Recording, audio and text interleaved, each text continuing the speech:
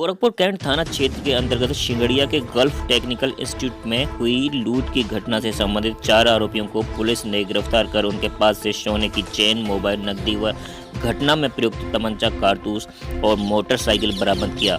वहीं police line के white house में प्रेस वार्ता के दौरान एसएसपी जोगेंद्र सिंह ने खुलासा करते हुए बताया कि इंस्टीट्यूट के कार्यरत एजेंट पवन सिंह अपने गाँव में हुए विवाद के बाद धारा 307 के अंतर्गत सिवान जिला जेल में निरुद्ध हुआ था।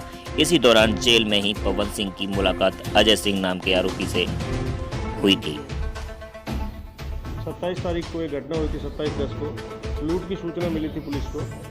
एक गल्फ टेक्निकल इंस्टीट्यूट सिंगड़िया में है, वहाँ पर ये लूट की सूचना मिली थी हमारे कंट्रोल रूम को। उसके आधार पर SHO, CO, एडिशनल SP साहब हमारे द्वारा घटनास्थल को विजिट किया गया, देखा गया। वहाँ पर उनका यह कहना था कि 22 लाख रुपए की घटना, लूट की घटना घटित हुई है।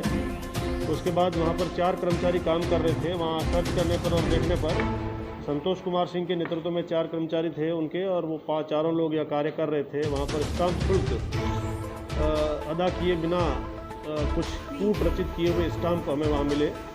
उसको चेक किया गया, प्रिंटर मिला, वहाँ पर कंप्यूटर्स मिले, स्कैनर मिले, और पता लगा कि यह गल्फ कंट्रीज़ में कुछ इलेक्ट्रीशियन और मजदूरों को भेजने का यह संस्था कार्य करती थी। उसके लिए वीज़ा बनवाना, टिकट बनवाने का आदि का काम करती थी। उसके आधार पर हम लोगों ने जांच शुरू करी। लूट की सूचना के बारे में भी जांच शुरू करी और लूट का मुकदमा कायम किया जनपद गोरखपुर की कैंट थाने पर। उसके आधार पर हम लोगों ने लूट की सूचना के आधार पर जब जांच आगे बढ़ाई तो जो 4 कर्मचारी वहाँ काम कर रहे थे, उसी में से एक कर्मचारी पवन सिंह, जो बिहार का रहने वाला है, उसी ने अपने कुछ साथियों को बिहार से बुला करके, जब उसको पता था कि यहाँ पैसा इकट्ठा किया जाता है, तो यह लूट की घटना कारित कराई। और उसमें हम लोगों ने 4 लोग अरेस्ट किए हैं। अलग अलग सभी के कब्जे से लगभग 12 लाख रुपए हमने बरामद किए हैं। 9 लाख रुपए पवन सिंह ने स्वयं ने अपने उसी समय अलग कर लिए थे, क्योंकि लूट का करता धरता और लूट का प्लान करने वाला पवन सिंह ही था। उसने अपने क्रिमिनल साथियों को बुलाया और ये घटना कारित कराई। उसमें हम लोगों ने 4 लोग अरेस्ट किए हैं, एक अभी वांटेड है जिनको हम अरेस्ट करेंगे। 12 लाख रुपए हमने बरामद किए हैं। इसके अतिरिक्त जो स्टाम्प, कूट रचित स्टाम्प जो मिले मौके पर, और उस आधार पर हम लोगों ने जब आगे बढ़ाई जांच, तो सरकारी कोषागार से जो स्टाम्प इश्यू होते हैं उसके आधार पर जब आगे बढ़ाई जांच, तो जो 142 स्टाम्प मिले वो कूट रचित थे। उस पर अलग अलग लोगों के नाम भरे थे और एक ही स्टाम्प नंबर था उस पर, और वो कोषागार से इश्यू उसमें सिर्फ मात्र 2 थे। 142 ऐसे कूट रचित स्टाम्प मिले वहाँ पर।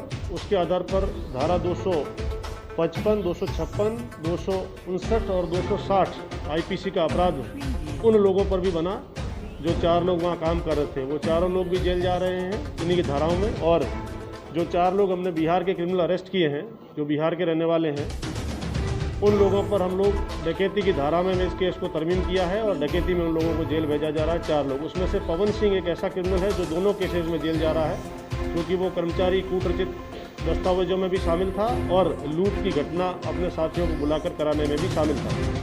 इन पर गैंगस्टर की कार्रवाई की जाएगी और इनका गैंग भी पंजीकरण किया जाएगा।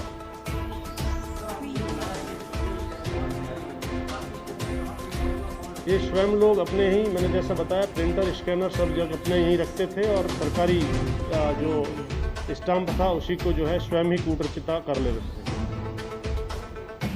थे। स्कैनर आज ही हम लोगों ने बरामद किए।